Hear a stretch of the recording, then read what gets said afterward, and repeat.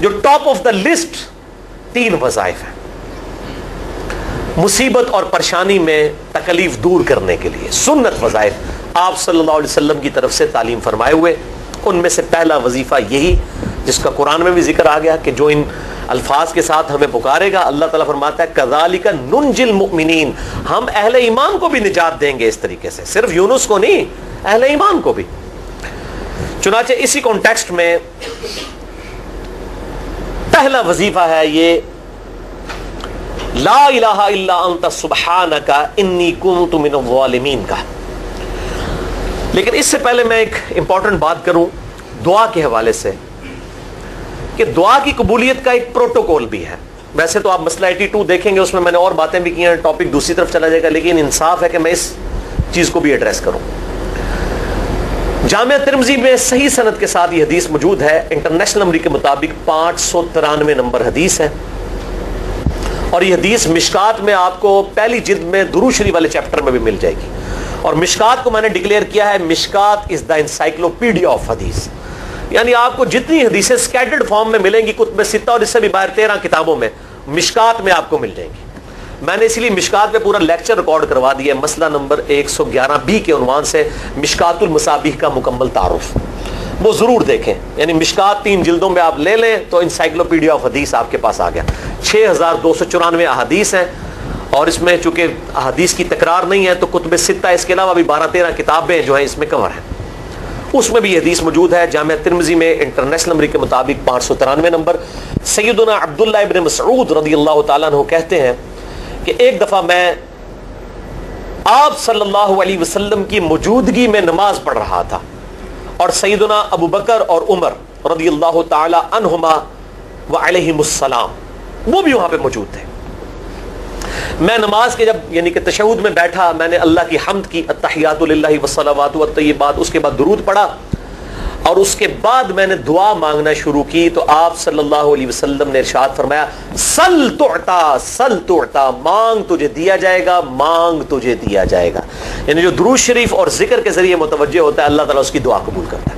اور پھر ابن مسعود ادھر ہی روایت کرتے ہیں، ساتھ ہی جامعہ ترمذی میں دوسری حدیث ہے صحیح سند کے ساتھ کہ ایک شخص آیا، اس نے جو ہے وہ نماز کے دوران حمد و درود کے بغیر ڈائریکٹ اللہ سے مانگنا شروع کر دیا.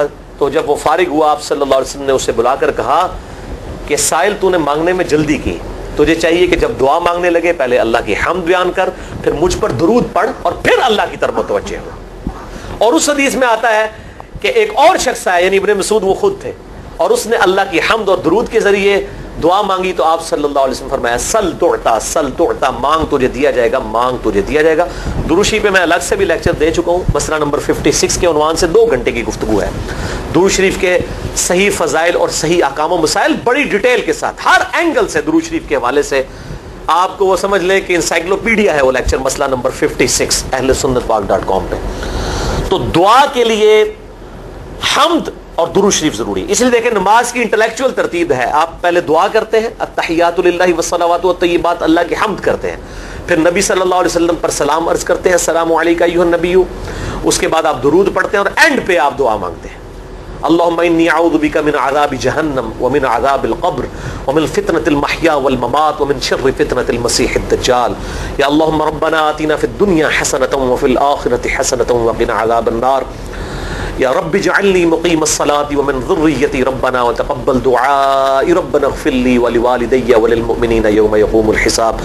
کوئی بھی دعائیں مانگیں، یہ بھی مانگیں جو میں وظائف بتا رہا ہوں، کیونکہ بخاری اور مسلم کی متفق علیہ حدیث ہے. مشکات میں آپ کو تشہد والے چیپٹر میں حدیث مل جائے گی کہ نماز میں تشہد میں درود کے بعد جو چاہو اپنے رب سے مانگو، یعنی عربی میں مانگنا ہوگا، دعائیں مانگے، دعائیں معصورہ کتاب و سنت میں جتنی ہیں وہ مانگے، اس کے علاوہ بھی مانگ سکتے ہیں اگر الفاظ درست ہوں لیکن عربی زبان میں.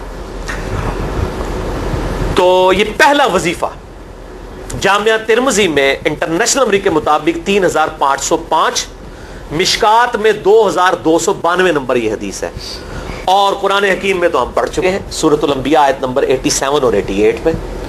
آپ صلی اللہ علیہ وسلم نے ارشاد فرمایا کہ یونس علیہ السلام نے مچھلی کے پیٹ میں اپنے رب کو ان الفاظ کے ساتھ پکارا تھا لا الہ الا انت سبحانک انی کنت من الظالمین. اور پھر آپ صلی اللہ علیہ وسلم نے فرمایا کہ جو کوئی شخص اپنے کسی بھی معاملے میں کسی بھی پریشانی میں اس دعا کے ذریعے اللہ کی طرف متوجہ ہو اللہ تعالیٰ اس کی دعا کو قبول فرما لیتا ہے. اور قرآن میں بھی آ گیا نا کذالک ننجی المؤمنین.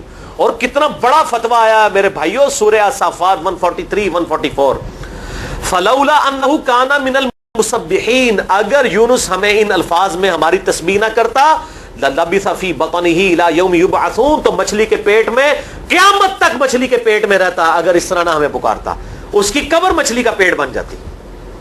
یعنی یہ اتنا عطاب اور وہ دور ہو گیا اس دعا سے. بہت بڑے اسماء اعظم میں سے ہے.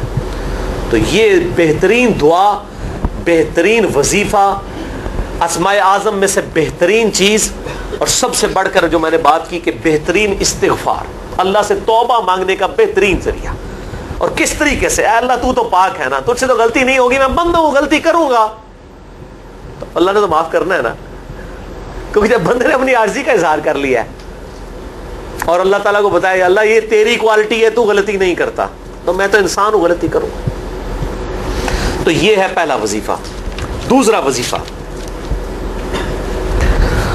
وہ بھی جامعہ ترمذی میں انٹرنیشنل نمبر کے مطابق 3524 نمبر حدیث ہے, لیکن ترمذی کا طریق جو ہے وہ ضعیف ہے.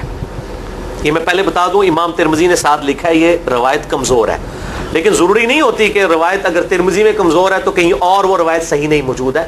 اس کی صحیح سند المستدرک للحاکم میں انٹرنیشنل نمبر کے مطابق 1862 نمبر موجود ہے, اور سنن نسائی الکبریٰ میں 10492 نمبر ہے, اور مشکات میں بھی 2454 نمبر حدیث ہے انٹرنیشنل نمبر کے مطابق. تو صحیح سند المستدرک للحاکم اور سنن نسائی الکبریٰ کے اندر موجود ہے.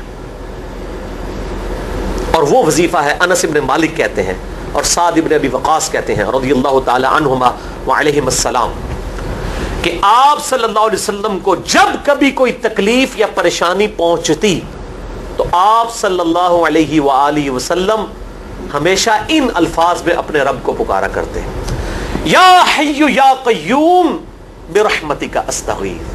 اے خود سے زندہ ہر چیز کو تھامنے والے, میں تیری رحمت کے ساتھ تیری مدد کا سوال کرتا ہوں.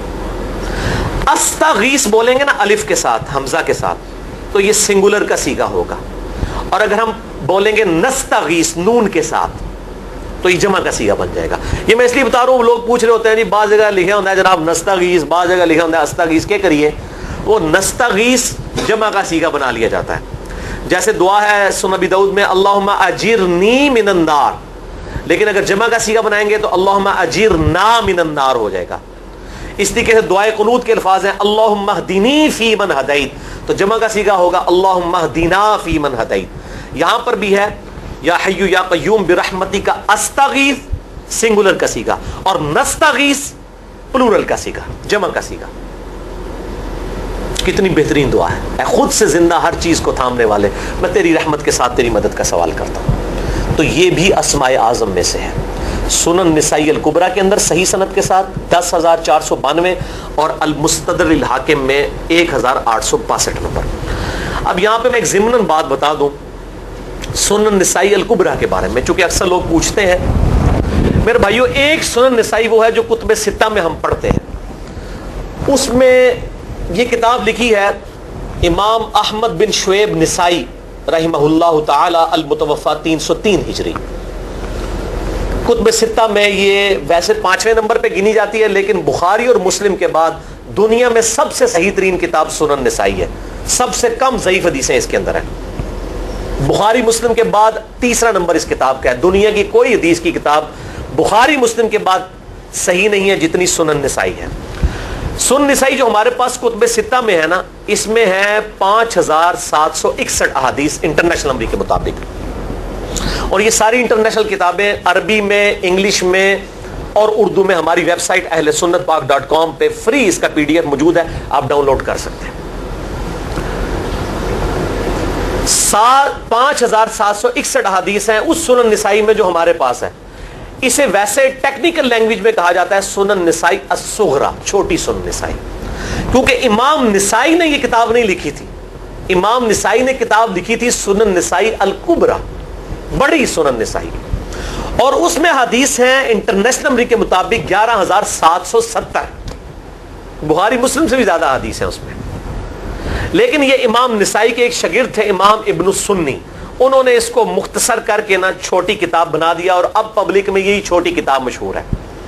اس کی وجہ سے جب ہم سنن نسائی الکبریٰ کا آپ مشکات میں دیکھیں گے نا تو وہ فرق نہیں کرتے ہیں. جب وہ سنن نسائی کا حوالہ دیتے ہیں نا تو آپ کو نسائی میں وہ ملے گا بھی نہیں, وہ الکبریٰ میں ہوتا ہے, کیونکہ وہ اس تفریق کو مانتے نہیں, وہ تو سنن نسائی الکبریٰ کو سنن نسائی مانتے ہیں. جبکہ ہماری پبلک جو ہے وہ سنن نسائی, وہ میں اب حوالہ دے رہا ہوتا ہوں کہ جی سنن نسائی الکبریٰ میں 9,928 نمبر حدیث ہے کہ جو آیت الکرسی پڑھ لے فوراً بعد کسی بھی نماز کے فرض کے فوراً بعد تو مرتے ہی جنت میں داخل ہوگا. تو لوگ کہتے ہیں جناب نسائی تے حدیث ہیں جناب 5,761 نے, تسی 9,928 کی تمہیں دس دیو. تو میں ساتھ حالانکہ بول رہا ہوتا ہوں سنن نسائی الکبریٰ, میں نے کبھی اس کے بغیر نہیں بولا. تو الکبریٰ سے آپ کا دماغ تو کام کرنا چاہیے, الکبریٰ کیوں بول رہا ہے ساتھ؟ کوئی یہ صغریٰ بھی ہے جس کی یہ الکبریٰ ہے بڑی, اور ہمارے گرین کارڈ میں یہ وظیفہ لکھا ہوا ہے الکبریٰ کے ساتھ. اسی طریقے سے جو میرا وہ واقعہ کربلا کے اوپر 150 اسناد پر مشتمل پمفلٹ ہے, ریسرچ پیپر نمبر 5B واقعہ کربلا کا حقیقی پس منظر 72 صحیح الاسناد احادیث کی روشنی میں. 72 کا تو ٹائٹل ہے شہدائے کربلا کی نسبت سے, احادیث اس میں 150 ہیں. اس میں اکثر حدیثوں کے حوالے میں نے سنن نسائی الکبریٰ سے دیے ہوئے ہیں. وہ لوگ کہتے ہیں مل ہی نہیں رہی ہے, تو میرے بھائی وہ سنن نسائی الکبریٰ آپ کے پاس ہوگی تو آپ کو ملے گا نا. تو سنن نسائی الکبریٰ الگ سے وہ اصل کتاب ہے, اس میں سے سنن نسائی الصغریٰ بنائی گئی ہے. اسی سنن نسائی الکبریٰ کا چیپٹر ہے خصائص علی, جس میں 194 حدیث ہیں سیدنا مولا علی رضی اللہ تعالیٰ عنہ وعلیہ السلام کی شان میں. امام نسائی نے ناسبیوں کے خلاف وہ کتاب کا وہ چیپٹر لکھا, وہ خصائص علی چیپٹر ہے سنن نسائی الکبریٰ کا. اس طریقے سے فضائل صحابہ بھی امام نسائی کی جو کتاب ہے وہ بھی اسی کتاب کا چیپٹر ہے. اسی طریقے سے عمل الیوم واللیلہ, صبح و شام کے جو اذکار ہیں وہ چیپٹر بھی اسی سنن نسائی الکبریٰ میں سے ہے. اسی میں یہ وظیفہ ہے کہ جو آیت الکرسی فرض نماز کے فوراً بعد پڑھتا ہے تو مرتے ہی جنت میں داخل ہوگا. میں نے اس کتاب کے اس چیپٹر کا حوالہ نہیں دیا, وہ الگ سے بھی چیپٹر چھپا ہوا ہے, جس طرح خصائص علی الگ سے ہے, فضائل صحابہ الگ سے ہے. خصائص علی تو ہمیں ہماری ویب سائٹ پہ بھی موجود ہے اہل سنت پاک.com پہ. فضائل صحابہ بھی اردو ترجمے اور تحکیم کے ساتھ چھپ چکی ہے. اور یہ عمل الیوم واللیلہ, دن رات کے جو اذکار ہیں, یہ بھی الگ سے عربی میں چھپی ہوئی ہے. تو میں اس کا حوالہ نہیں دیتا, میں سنن نسائی الکبریٰ کا کہتا ہوں 9,928 آیت الکرسی کا وظیفہ. تو یہ سنن نسائی الکبریٰ کا میں نے حوالہ دیا ہے یا حی یا قیوم برحمتک استغیث 10,492 صحیح طریقہ ہے. بعض اوقات کسی ایک کتاب میں ضعیف, ترمذی کا اس کا طریق جو ہے وہ ضعیف ہے, سنن نسائی الکبریٰ اور المستدرک للحاکم کا طریق جو ہے وہ بالکل صحیح ہے. جس طریقے سے سنن ابی داؤد اور سنن ابن ماجہ میں کتاب النکاح چیپٹر میں حدیث ہے, اگر میں سجدہ جائز سمجھتا تو بیویوں کو کہتا کہ اپنے خامدوں کو سجدہ کریں اس حق کے سبب جو اللہ نے ان کو دیا ہے. تو ابو داؤد اور ابن ماجہ کی روایت ضعیف ہے, اس میں شریک القاضی مدلس ہے اور ان سے روایت کر رہے ہیں, اور مدلس کی ان والی روایت سما کی تصریح کے بغیر ضعیف ہوتی ہے. لیکن ہم اس حدیث کو صحیح کہتے ہیں کیونکہ اس سما کی تصریح سنن البہیقی کے اندر موجود ہے الکبریٰ میں. تو ہم پھر اس کی بنیاد پہ کہتے ہیں چونکہ وہاں پر صحیح, لہذا اس کو ہم کہتے ہیں شواہد کی بنیاد پہ صحیح. یہ میں آپ کو ٹیکنیکل چیزیں بتا رہا ہوں, یہ وہ چیزیں جو آپ کے کئی وہ جو بڑے بڑے علماء پڑھ کے فارغ ہوتے ہیں ان کو بھی یہ باتیں نہیں پتہ ہوتی ہیں. وہ کہتے ہیں جناب آپ کتوں پڑھے ہو, اور میں کہنا پائی میرے آئنسٹائن تے نیوٹن کو کسی مدرسے تو پڑھنے کی ضرورت نہیں ہوتی. نیوٹن 8ویں کلاس ہی نسیا ہوا ہے, آج نیوٹن ہوتے PhD ہوتی فزکس تھی. مجھے غامدی صاحب کا جملہ یاد آیا, اس سے کسی نے پوچھا کہ یہ جو روایتی علماء ہیں اور مولانا مودودی آپ ان کو کیسے دیکھتے ہیں؟ ان کا روایتی علماء جو ہیں یہ تو مدرسوں کے اسٹوڈنٹس اور فاروق تحصیل ڈگری ہولڈر ہیں, اور مودودی صاحب جو ہیں ان کی مثال تو آئنسٹائن اور نیوٹن والی ہے, ان کے اوپر PhDs ہوتی ہیں. یہ گاڈ گفٹڈ صلاحیتیں ہوتی ہیں. ان مدرسوں کی آؤٹ پٹ مودودی صاحب اور ڈاکٹر اسرار, ڈاکٹر ذاکر نائک اور احمد دیدار صاحب تو نہیں ہو سکتے. یہ گاڈ گفٹڈ صلاحیتیں ہوتی ہیں. تو میں اس لیے ساتھ ساتھ کلیئر کر رہا ہوں تاکہ یہ جو ایمبیگوٹیز آتی ہیں اس حوالے سے وہ کلیئر ہو جائیں. بہرحال یہ دوسرا وظیفہ ہو گیا. اب تیسرا وظیفہ جو ہے کمال وظیفہ, صحیح بخاری میں موجود ہے, انٹرنیشنل نمبر کے مطابق 4,563 نمبر. ابن عباس رضی اللہ تعالی عنہما کہتے ہیں وعلیہم السلام, وہ کہتے ہیں کہ سیدنا ابراہیم علیہ السلام کو جب آگ میں پھینک رہے تھے نا تو ابراہیم علیہ السلام نے اس وقت کہا تھا حسبنا اللہ و نعم الوکیل، ہم نے اللہ ہی پر بھروسہ کیا اور وہی بہتر کارساز ہے. اور تمہارے نبی صلی اللہ علیہ وسلم کو بھی جب مصیبت اور پریشانی آتی تھی وہ بھی پڑھا کرتے تھے حسبنا اللہ و نعم الوکیل، ہم نے اللہ ہی پر بھروسہ کیا اور وہی بہتر کارساز ہے. اس کے اندر وہ شعر جو بنا دیا نا نعم المولا و نعم النصیر، ویسے الگ سے آیت ہے، الگ سے آیت ہے، لیکن یہ شعر نہیں بنانا، بس اتنا ہی وظیفہ ہے حسبنا اللہ و نعم الوکیل. اور یہ جو انہوں نے کہا کہ نبی صلی اللہ علیہ وسلم بھی یہ کہتے تھے، اس کا ذکر الحمدللہ قرآن میں بھی موجود ہے، اس سے بھی بڑھ کر سورہ آل عمران کی 173 نمبر آیت میں ہے کہ جب نبی صلی اللہ علیہ وسلم اور اہل ایمان کو یہ خبر پہنچی کہ کافر ان کے خلاف سازشیں کر رہے ہیں، تو نبی اور اہل ایمان نے پکارا حسبنا اللہ و نعم الوکیل. تو حسبنا اللہ و نعم الوکیل قرآن کی آیت بھی ہے، اور یہ ہے وہ آیت، وظیفہ قرآن میں آیا ہوا ہے یہ آل عمران 173 اور صحیح بخاری 4563. اور مجھے بڑا وجد آیا کہ ابراہیم علیہ السلام کو جب آگ میں پھینکنے لگے تھے انہوں نے اس وقت اللہ کو ان الفاظ کے ساتھ پکارا حسبنا اللہ و نعم الوکیل. اچھا یہ جتنے بھی وظیفے ہیں نا میرے بھائیوں، ان کا فائدہ اسی وقت ہے جب آپ کو ترجمہ بھی ان کا آتا ہوگا، ورنہ آپ روزانہ جتنی مرضی تسبیح کھینچتے رہے کوئی فرق نہیں پڑے گا. اس لیے میرا ایک پرسنل مشورہ ہے کہ جب بھی یہ وظیفے پڑھیں نا آپ، اردو ترجمہ بے شک آتا بھی ہو رہا ہے، ایک دفعہ اپنی زبان میں اس کو ریپیٹ کریں. یعنی آپ پڑھیں حسبنا اللہ و نعم الوکیل، میں نے اللہ ہی پر بھروسہ کیا اور وہی بہتر کارساز ہے. آپ دیکھیں یہ صوت القرآن چینل میں جب وہ عربی چل رہی ہوتی ہے، جیسے ہی وہ مراج الدین خان کا ترجمہ شروع ہوتا ہے نا، کیسے کب کبھی تاری ہو جاتی ہے، کیونکہ وہ ہماری زبان میں بات ہو رہی ہوتی ہے نا. ابھی ابھی تو نہیں قیام اللیل میں رو رہے ہوتے، ان کی زبان میں بات ہو رہی ہوتی ہے، اپنی زبان کا اثر ہوتا ہے. اسی طریقے سے آپ لا الہ الا انت سبحانک انی کنت من الظالمین، یا حسبنا اللہ و نعم الوکیل، یا حی یا قیوم برحمتک استغیث، جو بھی وظیفے پڑھیں نا، ایک دفعہ ان وظیفوں کو جب آپ الگ سے دعا مانگ رہے ہوں اس وقت اس کو آپ اپنی زبان میں بھی دہرائیں. اور اس کے لیے کوئی تسبیح نہیں کھینچنے کی ضرورت کہ آپ نے اتنے 100 دفعہ پڑھنا ہے. تسبیح تو ویسے ٹھیک ہے، وہ آپ استعمال کر سکتے ہیں، لیکن آپ چلتے پھرتے اٹھتے بیٹھتے ہر وقت جس حالت میں بھی، اور صحیح مسلم میں حدیث ہے کہ یہ جو وظائف ہیں ان کے لیے تو کوئی وضو بھی کیا غسل بھی پروٹوکول نہیں ہے. ہم عائشہ کہتی ہیں نبی صلی اللہ علیہ وسلم حالت جنابت میں بھی اللہ کو یاد کر لیا کرتے تھے. صحیح مسلم میں حدیث موجود ہے، جنابت والے چیپٹر میں ہر حال میں اللہ کو یاد کرتے تھے. اور جو قرآن میں بھی دعائیں یا اذکار آئی ہیں نا، جب آپ حالت جنابت میں بھی اس کو کریں گے نا تو اس پہ قرآن کا حکم نہیں لگے گا. تو جامعہ ترمذی اور ابو داؤد میں جو حدیث ہے کہ حضرت علی کہتے ہیں نبی صلی اللہ علیہ وسلم کو حالت جنابت کے علاوہ کوئی اور حالت قرآن پڑھنے سے مانے نہیں ہوتی تھی، تو اس سے مراد قرآن کی تلاوت ہے. اگر قرآن کی دعائیں جیسے ہیں بسم اللہ الرحمن الرحیم، یہ بھی تو قرآن ہے، سبحان اللہ بھی تو قرآن ہے، الحمدللہ بھی تو، یہ اذکار جو ہے نا جب آپ اذکار کی نیت سے پڑھ رہے ہوں گے پھر یہ قرآن نہیں شمار ہوں گے، ذکر شمار ہوں گے. اور اس کے لیے نہ وضو پروٹوکول ہے اور نہ غسل کا ہونا ضروری ہے، ہر حال میں اللہ کو یاد کریں. یونس علیہ السلام نے کتنے یاد کیتا ہے؟ فی الظلمات، مچھلی کے پیٹ میں، جہاں نہ کوئی اگربتی تھی اور تعفن پھیلا ہوا تھا اور اندھیرا ہی اندھیرا تھا. یہاں پہ وہ جناب کس طرح وہ روشن کرتے ہیں، پھر 1.25 دفعہ پڑھواتے ہیں. ان میں بتا رہا ہوں آدھا سچ بڑا خطرناک ہوتا ہے. یعنی آیت کریمہ کی اصلیت تو موجود ہے کتاب و سنت میں، لیکن آدھا جو سچ جھوٹ ساتھ ملا لیا نا اس کی وجہ سے سارا بیڑا غرق کر دیا ہوا. اور بجائے یہ کہ لوگوں کو یہ وظیفہ بتایا جائے کہ اٹھتے بیٹھتے چلتے پھرتے اللہ کو ان الفاظ میں یاد کریں، اس کو انہوں نے کوئی اور ہی رنگ دے دیا ہوا ہے اور اس کو 1.25 دفعہ ختم اور پتہ نہیں کیا کچھ بنا دیا ہوا ہے.